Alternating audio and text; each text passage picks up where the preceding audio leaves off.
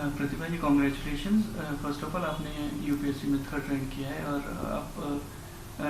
मैं ये जानना चाह रहा था कि कैसे क्या तैयारियां करी थी और क्या चीज़ें जो है अब जो एस्पिरेंट्स हैं यूपीएससी के वो ध्यान रखें करते हैं। बहुत बहुत धन्यवाद आपका।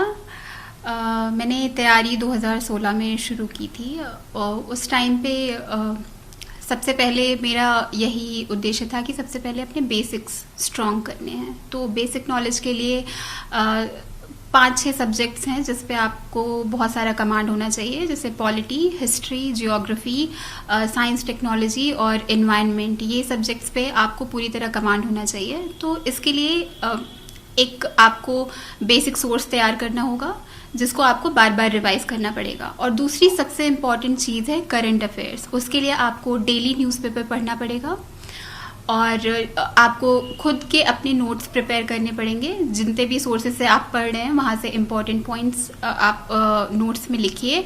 और तीसरी सबसे ज़्यादा ज़रूरी चीज़ है रिवीजन करते रहना बार बार आपने जो भी पढ़ा है। बहुत सारा मटेरियल पढ़ के आपको कोई फ़ायदा नहीं होगा जब तक आप उसको रिवाइज नहीं करते, जब तक वो आपको याद नहीं रहती।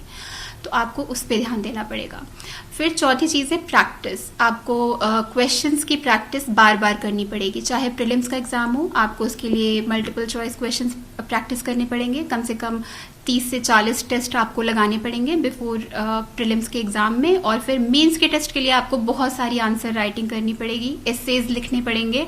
जब तक प्रैक्टिस नहीं करेंगे तब तक आपको पता नहीं चलेगा कि आपके स्ट्रॉन्ग पॉइंट्स क्या हैं। फिर फाइनली इंटरव्यू या जिसे पर्सनालिटी टेस्ट कहते हैं, उसके लिए भी प्रैक्टिस बहुत ज़्यादा ज़रूरी है। आपको क्वेश्चंस की प्रैक्टिस मिरर के सामने करनी पड़ेगी, आपको मॉक देने पड़ेंगे पैनल्स के सामने, आपको फ्रेंड्स के साथ क्वेश्चन आंसर बोलने की प्रैक्टिस करनी पड़ेगी। So practice is a very important part of this preparation. एक और आपने चूज किया और किस वजह से किया? मैं यूपी से बिलोंग करती हूँ, सुल्तानपुर डिस्ट्रिक्ट से। तो इसकी वजह से सबसे पहला कार्डर प्रेफरेंस में मैंने होम कार्डर ही डाला है। तो मेरी फर्स्ट प्रेफरेंस यूपी है, उसके बाद मैंने एमपी प्रेफर किया है, फिर राजस्थान। आप जो सर्विस आप आईएएस चूज किया या क्या आपका प्रेफरेंस क्या है? जी, सो लास्ट ईयर मुझे मेरी 489th रैंक आई थी। उसके बाद मुझे इंडियन रेवेन्यू सर्विस मिल गया था, जो कि लास्ट ईयर मेरी सेकंड चॉइस थी। तो इस साल मैंने बस इंडियन एडमिनिस्ट्रेटिव सर्विसेज ही चूज किया था। एक चीज जो ऑनलाइन हो रहा है, तो काफी एजुकेशन स्कूल्स को भी ऑनलाइन किया जा रहा है। तो क्या अब आने वाले टाइम में ये पॉसिबल है कि यूपीएससी की प्रिपरेशन भी ऑनलाइन हो सकेगी, या यूपीएससी की प्रिपरेशन करना ऑनलाइन मुश्किल होता है? ऑनलाइन बहुत सारा मटेरियल मिलता है स्टूडेंट्स को, न्यूज़ के टर्म्स में हो या फिर आपका स्टैटिक सिलेबस। तो बहुत सारा मटेरियल, वीडियोस यूट्यूब पे बहुत सारे मिलते हैं जिसके थ्रू कैंडिडेट्स प्रिपेयर करते हैं।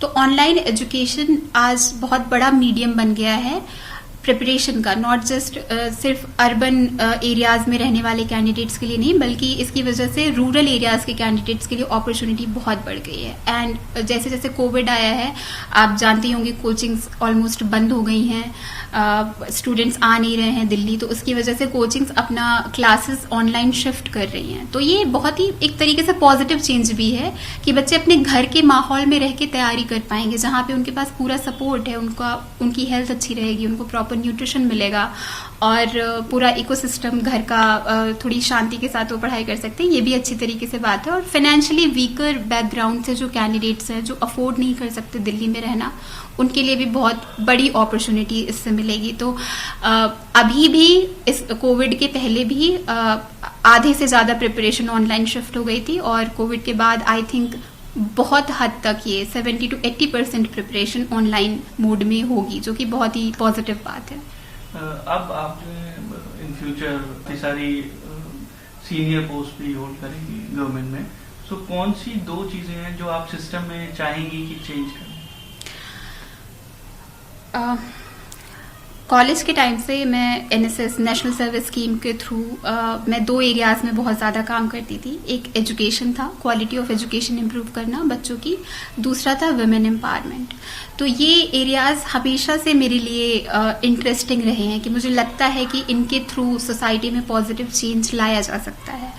तो IAS बनने के बाद भी ये एरियाज मैं हमेशा प्रायोरिटाइज करूंगी जहां भी मुझे मौका मिलेगा। अभी करंटली न्यू एजुकेशन पॉलिसी भी आ गई है जिसमें क्वालिटी ऑफ एजुकेशन इम्प्रूव करने की बात कही गई है, जो कि अभी पूरे नेशनल लेवल पे ये एक एजेंडा बनेगा, तो उसके तरफ मैं कंट्रीब्यूट करना चाहूंगी। Okay, thank you.